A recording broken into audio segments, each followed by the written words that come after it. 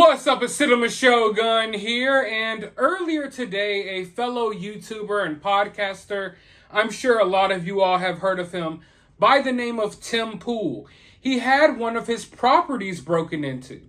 And sure, I understand what you're thinking.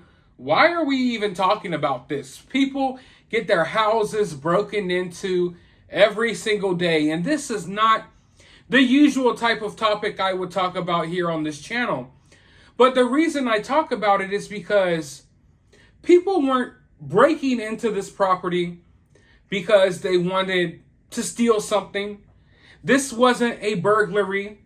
No, this was a unique break-in, a unique home intrusion. People were breaking into Tim Pool's property because they disagree with his opinions online. Now, I'm not sure if it was a security guard or one of Tim's employees, but someone was there when this happened, and they actually fired shots at the intruders. Luckily, no one was hurt, and I say luckily very loosely because if you've reached the point where you've grown so intolerant of someone's opinions that you travel to the middle of nowhere to break into their house, then you kind of deserve whatever's coming to you. But luckily, no one was hurt. But one of them was stupid enough to leave their wallet behind with their ID. At least that's what Tim Pool says. Now, the reason I want to talk about this, and we'll get into Tim Pool's tweet in just a moment. The reason I want to talk about this is because I think we've come to a point in this country where we're too intolerant of other people's feelings and beliefs. In fact, there are going to be a lot of people who are intolerant about the opinions that I share right here on this video. And I understand that. But how can we reach some type of middle ground where we don't have to like each other, we don't have to agree with each other, but at the very least, we're not breaking into each other's homes because we don't like what someone posted on Twitter, or we don't like what someone said on that YouTube video or on that podcast. Now, I'm going to get into my thoughts about that in just a moment, but I want to read you all some of Tim Pool's tweets so you can get a better idea of what's going on, and I'm sure some of you all already know about this. Just got word that a crew broke into one of our properties. They are lucky to be alive. After nearly being struck by a 9mm, they panicked and dropped their belongings and fled the property. Please stay the F away from my buildings. This is West Virginia. You will get hurt. I mean, just holy-ish. You have to be insane to break into a West Virginia house. Not only do we have guns, we have like really big ones. Could you image breaking into a house and there's some right-wing nut job with a Barrett M81A pointed at you yelling yeehaw? No one got hurt. Police are on scene now.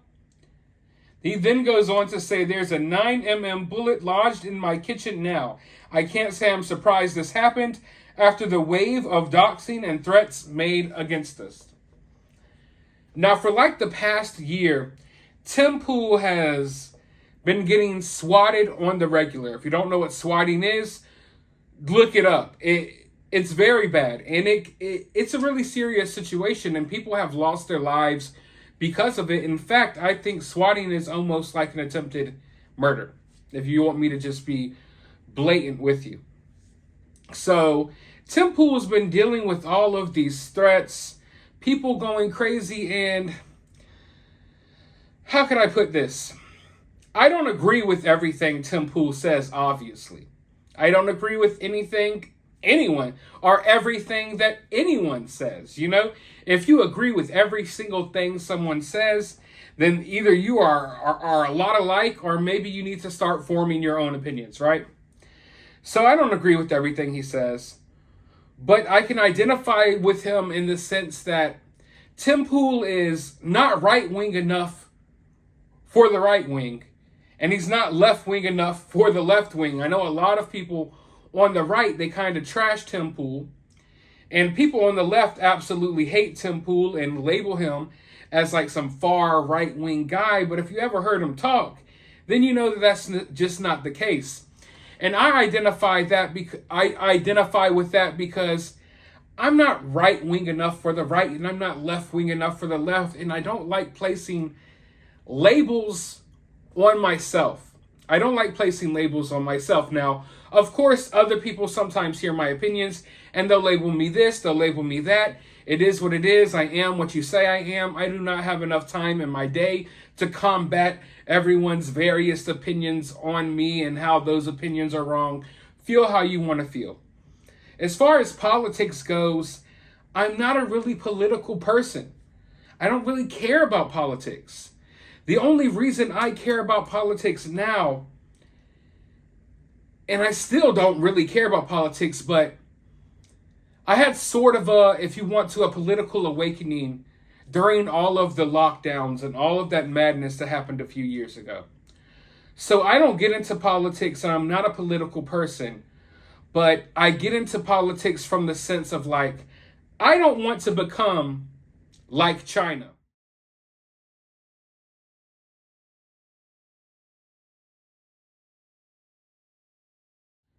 I don't want to become like Australia.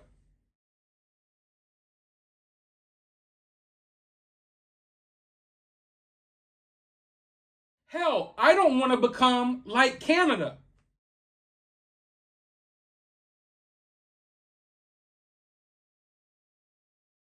Now, to be perfectly clear, this is nothing against the people of China or Canada or Australia. I actually have a lot of viewers from Australia and Canada, and I love them. And I love Canada and Australia. I just don't love what their government has been doing. And I don't love what our government has been doing. I don't love what China's government has been doing. And I want to make sure that we don't reach those points. My freedom of choice about what I put into my body is important to me. My freedom of speech is very important to me. So when I dive into politics, it's not so much anything to do with certain bills and laws being passed and this and that and the usual conflicts that these political parties have. I dive into it from a more of a social standpoint, and how I don't want society becoming this place where we're scared to talk and we're scared to express ourselves and we're scared to say this and we're scared to say that. And if I can identify that one side seems to be pushing against free speech while the other side seems to be supporting free speech, then that's what I will identify with at the time. But I think it's totally dangerous. And it's an extremely slippery slope when we reach this point where you can't even have a podcast saying whatever you want to say. I don't care what Tim Pool says. He could be on this side or that side, saying whatever in the hell he wants to say. He could be saying some of the craziest stuff that I fully disagree with more than anything in the world, and I would still not wish harm on him or would think that we should have gotten to this point in this country where it's okay to show up at his home and break into his house or break into his business or any of this simply because you disagree with his opinions. But this has been normalized. It's like everyone is being radicalized, and we're being radicalized against our own neighbors, against our own friends, against our own family. There are plenty of people out here in this world who you could relate with. You could fully relate with, but then you might hear, oh, they voted for this person, and they voted for that person. And some people will totally write you off because of that. And I don't want to reach that point. And we've already really reached that point in this country, but I know that there are still a lot of people out there that aren't like that. And social media is a tough place to navigate because you want to share your opinions without being intrusive on others sometimes. And I think there's a lot of miscommunication there. And social media can have you thinking, it can have you viewing people a certain way when you don't even know them, and those people could be perfectly awesome people. Like, I would still like to believe in my heart that there are people out there with totally shitty political opinions who are still good people inside. On a day-to-day basis, you go outside and you interact with people. And I don't know about where you all live, but the majority of my interactions are good interactions. And I know that my interactions are happening with people of all different political backgrounds, religious backgrounds, and races. Yet I feel like these two political parties, and to be clear, like I said, I can't identify with either one necessarily.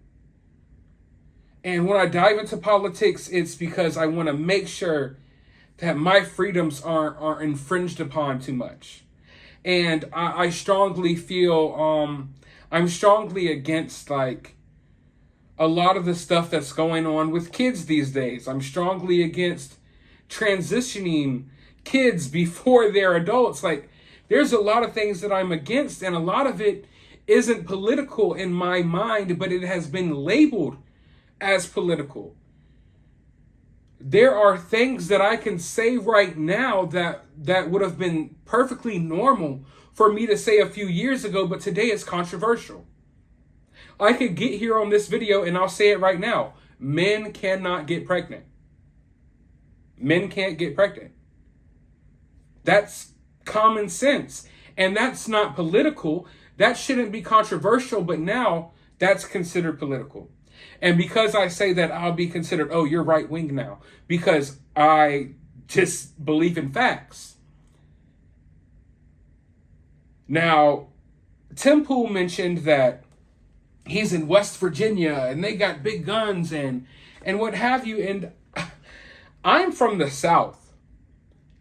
So the way we operate down here where I live, you just basically assume that everyone is armed is armed to the teeth. You basically assume that everyone has an armory inside of their home.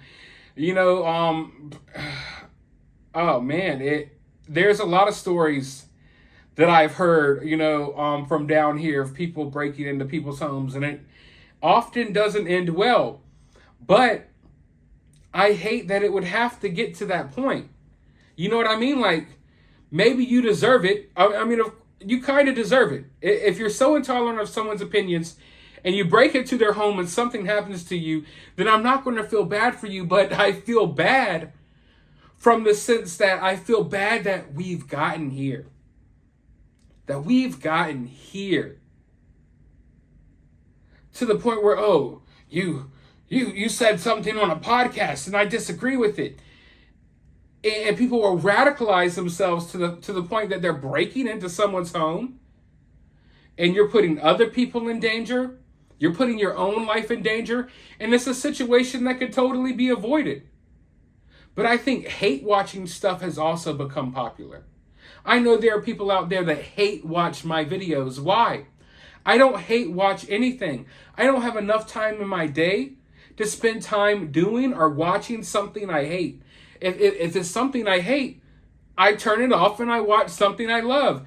There's so much content out there from people who make great content that I love. There's so much content out there from people who I agree with.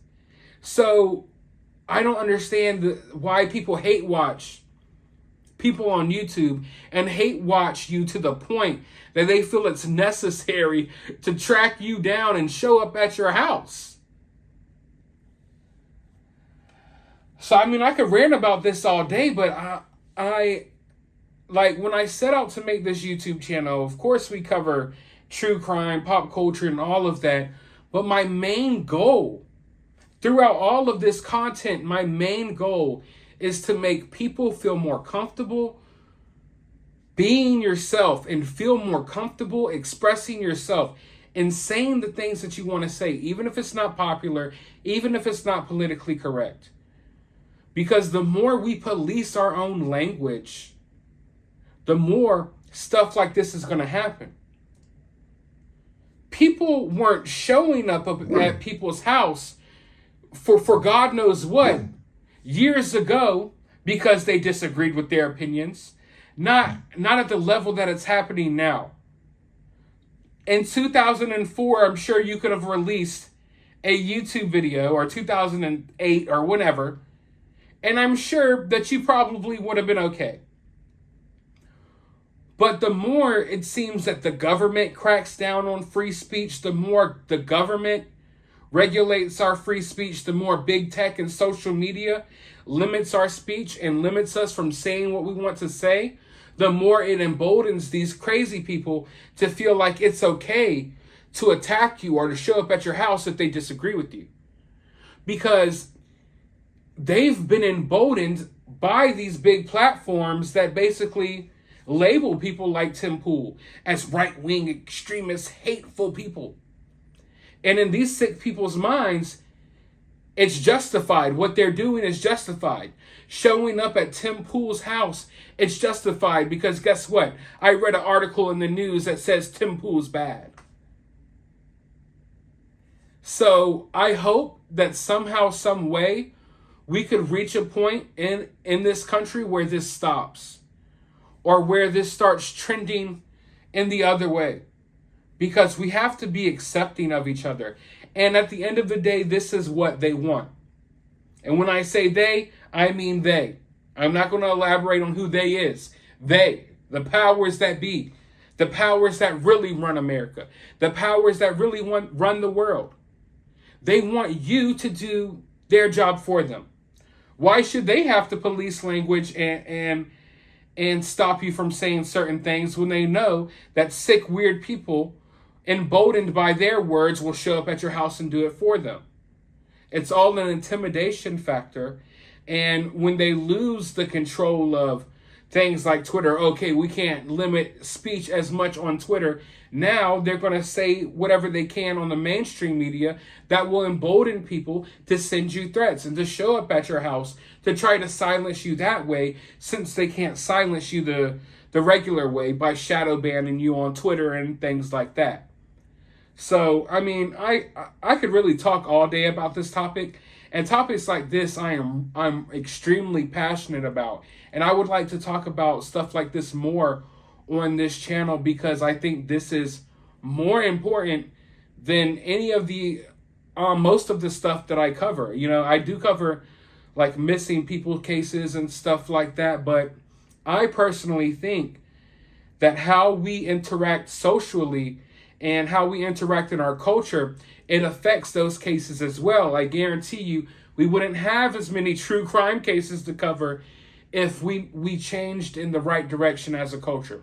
If we stopped progressing backwards. Like, I'm still, I would still consider myself, I'm conservative in some points, you know, but I'm also progressive at some points because I do feel like we could still progress as a society.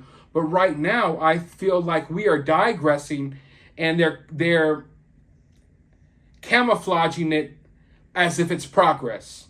Oh, we're progressing. This is in the name of progress, but really we're digressing. People are confused over if they're a boy or a girl or not. That's digressing. We already had a firm grip on our identities. You know what I'm saying? But now we've progressed to the point where we're moving backwards. So I'm definitely not for that form of progress. I'm for real progress, not digression. So I hope that somehow, some way, we could start trending in the right direction in this country, because when we get to the point where it becomes this intolerant, then where do we go from here? Where do we go from here? I turn on my computer and TV every day. I get on my phone every day, and I see thousands of things I disagree with. Never do I feel in my mind that I need to take action to that level. So I wish I could say that I think things are going to get better, but I think things are going to get worse. And I'm scared for what that means for this country. But all I can say is prepare for the worst, because things don't appear to be getting any better. But you all could take baby steps towards making things better. Just being yourself.